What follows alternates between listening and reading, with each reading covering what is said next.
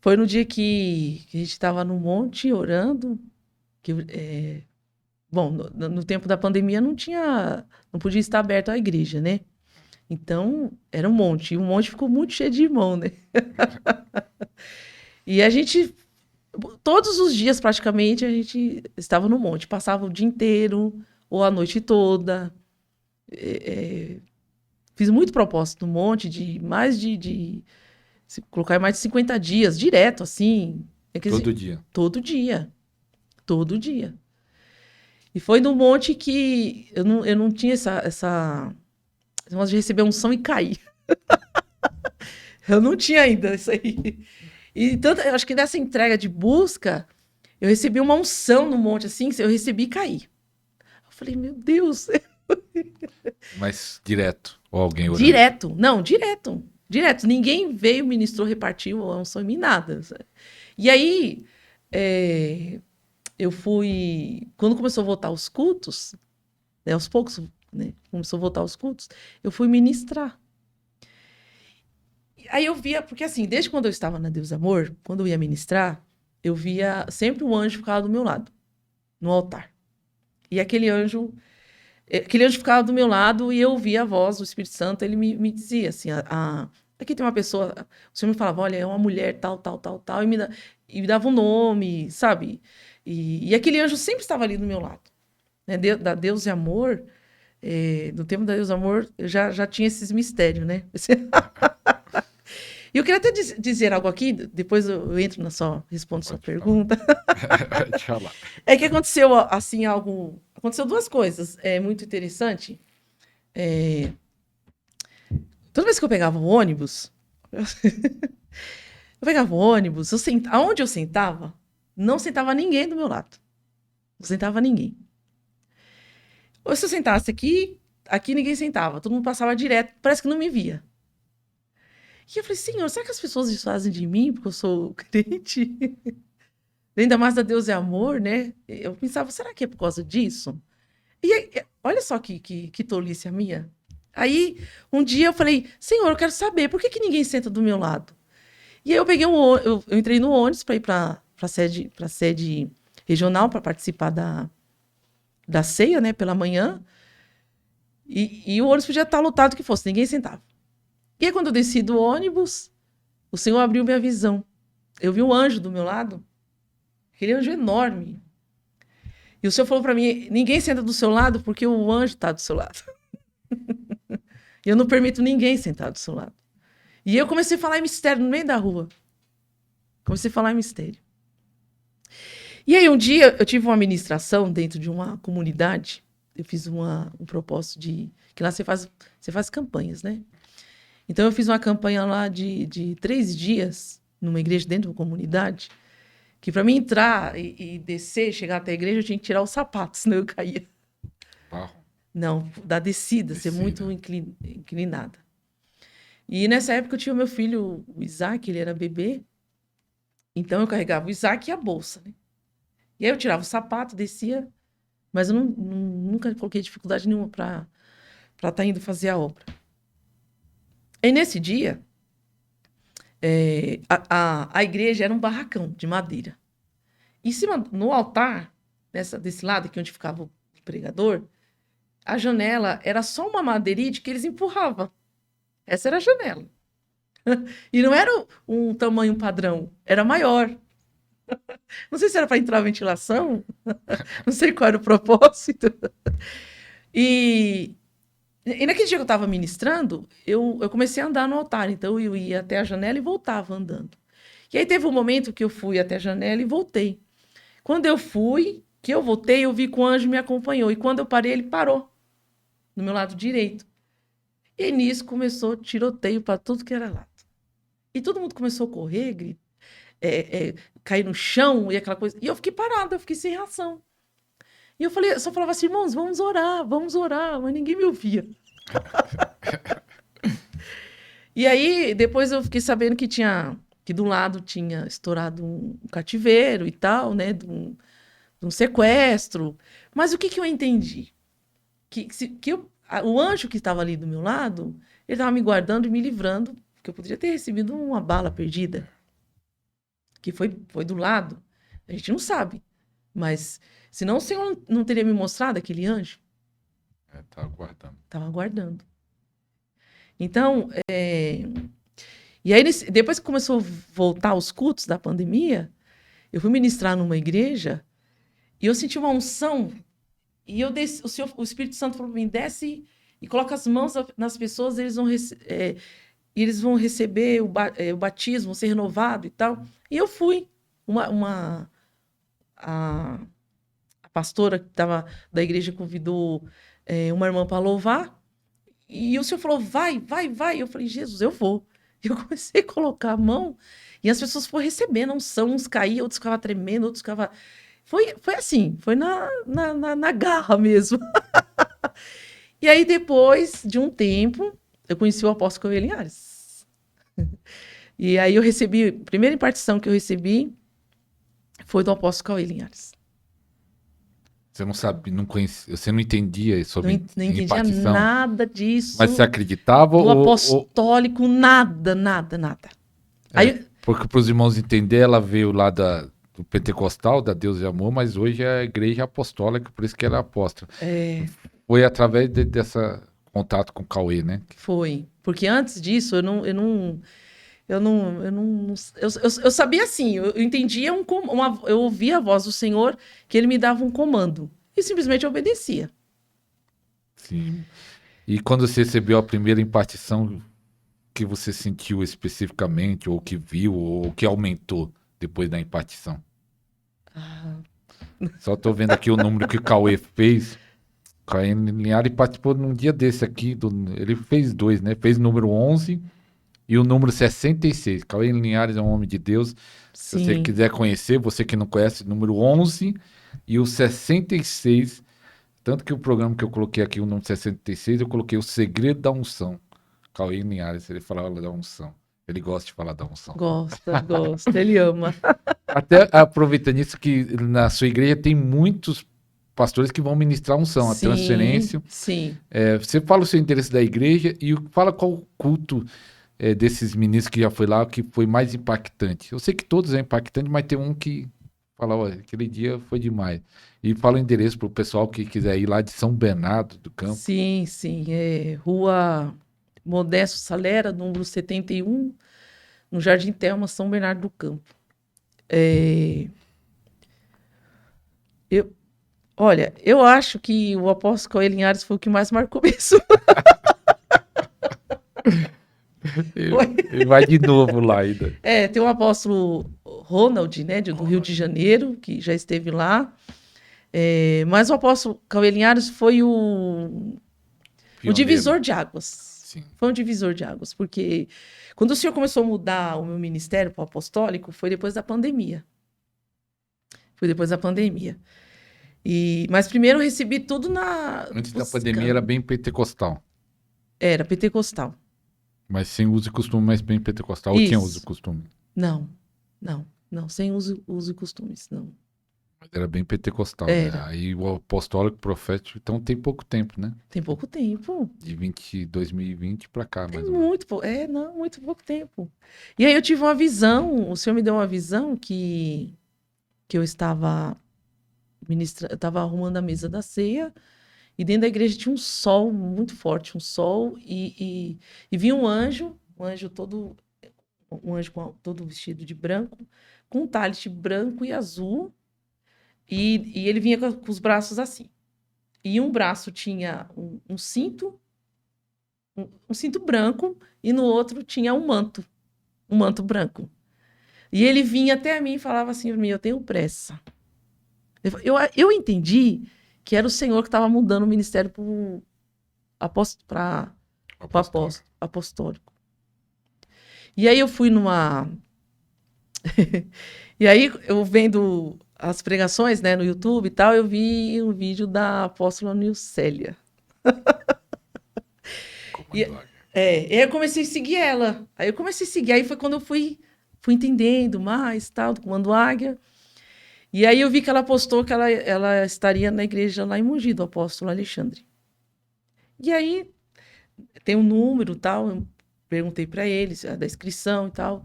E a gente foi. Chamei umas mulheres, a gente foi lá no Encontro de Leoas, que foi tremendo. E aí foi lá onde eu conheci o apóstolo Cauê Linhares. Ah, que benção. É. Conectando. Aham. E aí eu participei da Escola Fluir.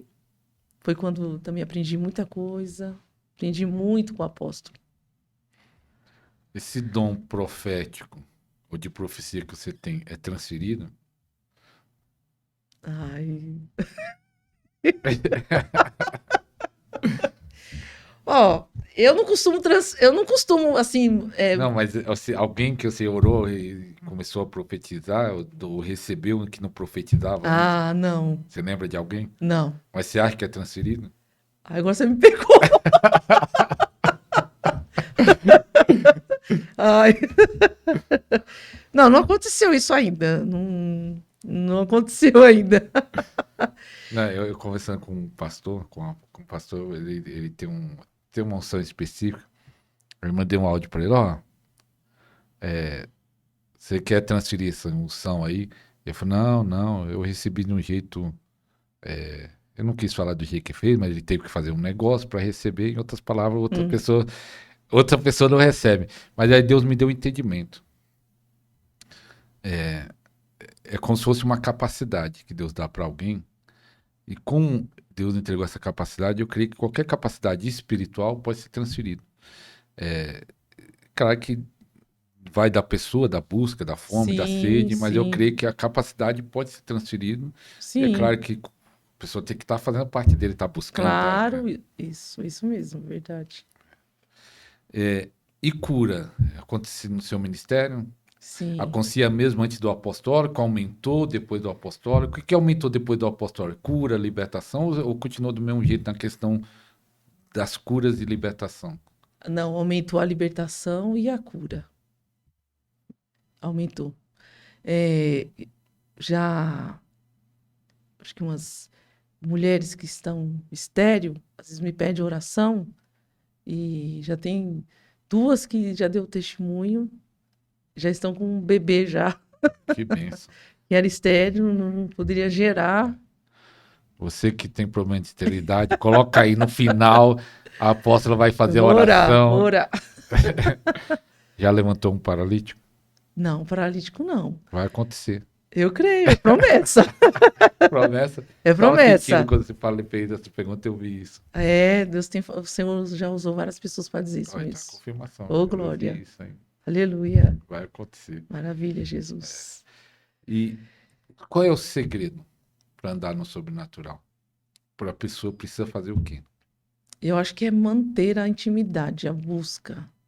Porque primeiro você busca, se dedica e você recebe. E você tem que continuar do mesmo jeito. Porque Depois que recebe, continuar buscando. Com certeza, continuar buscando. Na mesma intensidade. Na mesma intensidade. Porque às vezes a pessoa fez uma campanha, orou, jejuou, buscou, aí recebeu, aí para. Para. Para. Eu acho que a intimidade, a busca, a entrega é essencial. A intimidade com o Senhor é essencial. Vou fazer uma pergunta interessante para o apóstolo.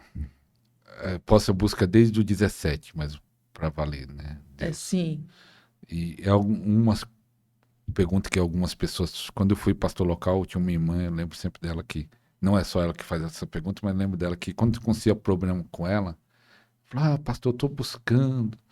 E por que acontece essa coisa ruim?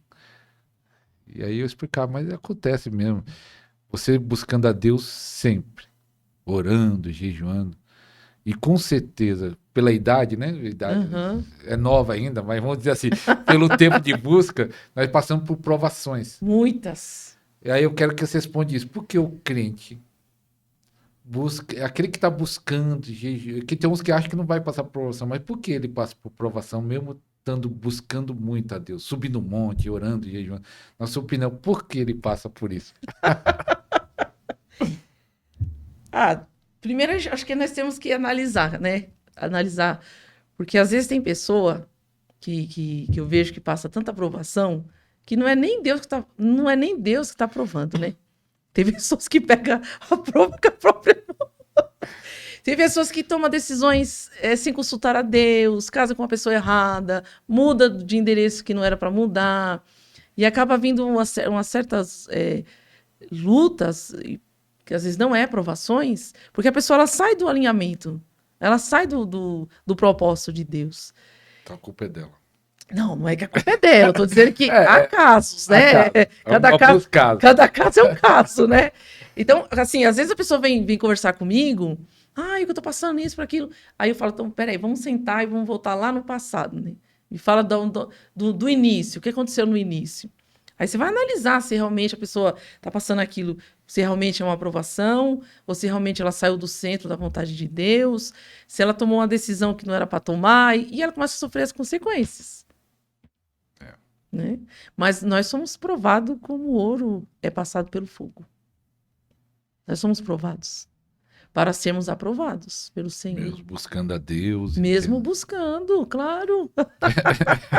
Jesus disse que no mundo tereis aflição, mas tem de bom ânimo.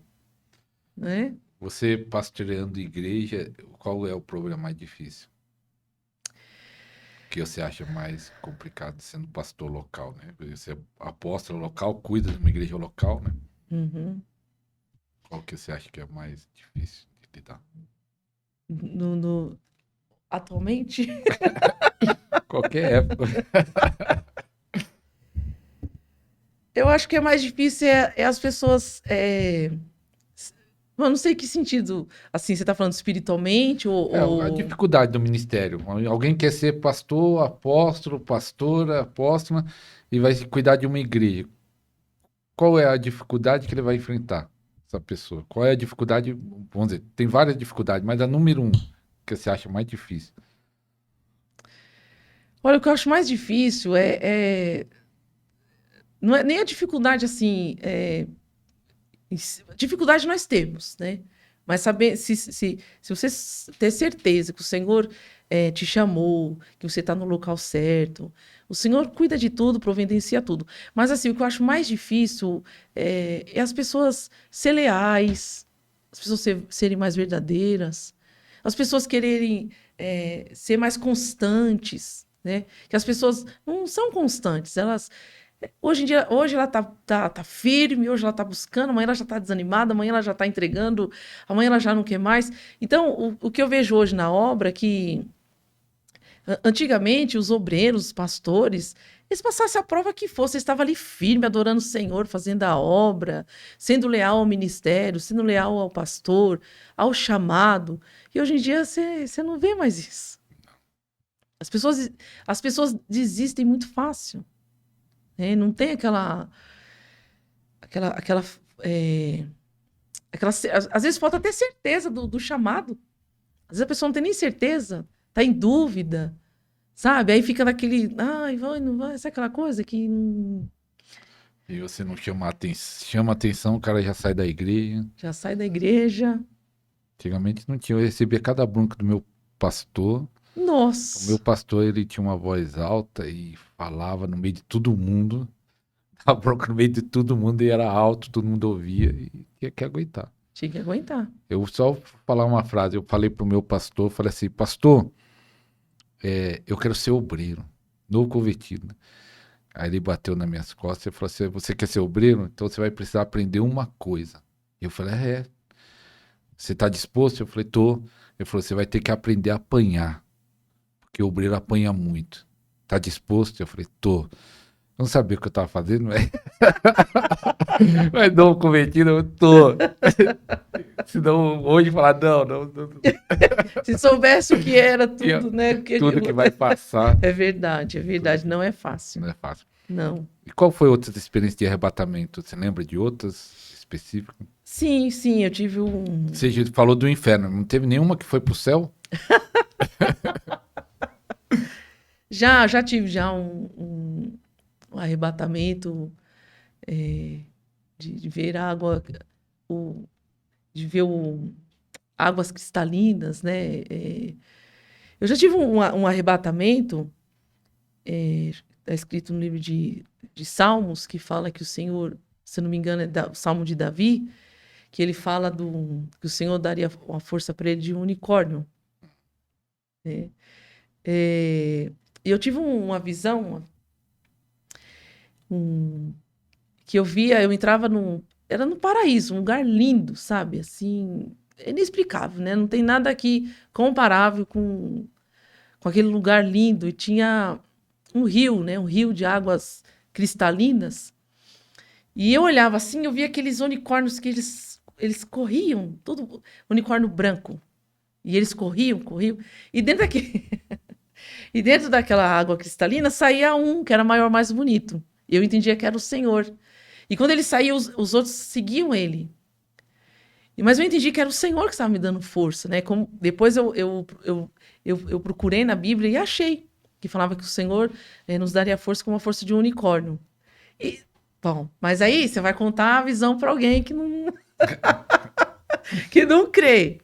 Ah, isso é visão do diabo. O unicórnio que tem chifre. Isso é coisa do diabo. Né? Porque tudo é. Mas eu tive um outro arrebatamento. Porque assim, a gente sempre faz lá na igreja um propósito de jejum de 12 horas. 12 horas direto de jejum total e só oração. Assim, dentro da igreja. Dentro da igreja. Orando. Uhum. E aí, essa vez que a gente fez esse propósito, e de madrugada eu tive um arrebatamento, que eu estava dentro da igreja, e o céu abria, o teto do céu abria, e eu via as estrelas, né? E o Senhor falava para mim como o Senhor falou com Abraão, olha para os céus e conta as estrelas, né? E aí eu olhava para o altar, no altar tinha uma Bíblia aberta, e as folhas se moviam, e conforme as folhas se moviam, ia mudando de cor. Ia mudando de cor. E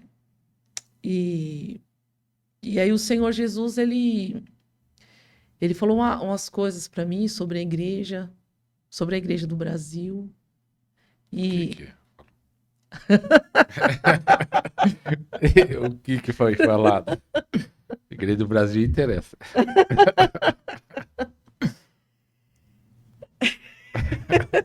Ou é segredo? Segredo não é, né? Mas é meio complicado. Não, pode falar se o senhor proibiu, né? Que tem coisa que Deus fala, não fale agora. Mas se tá liberado, fale. Então, aí teve umas coisas que o Senhor me disse, e ele disse para mim não ser... Porque a gente sabe que hoje a igreja, algumas igrejas, pastores têm se corrompido, né? Por causa do dinheiro, da fama. Pode falar tudo aí. Aí eu faço o corte. A igreja se corrompeu. Se corrompeu. E o Senhor falou para mim que a igreja estava sem pastor. Certas igrejas. Sem pastor. Uhum. O Senhor falou que o rebanho dele estava sem pastor. É forte isso. É forte. Muito triste. Muito. O Senhor falou para mim que o rebanho dele, as ovelhas dele, estava sem pastor.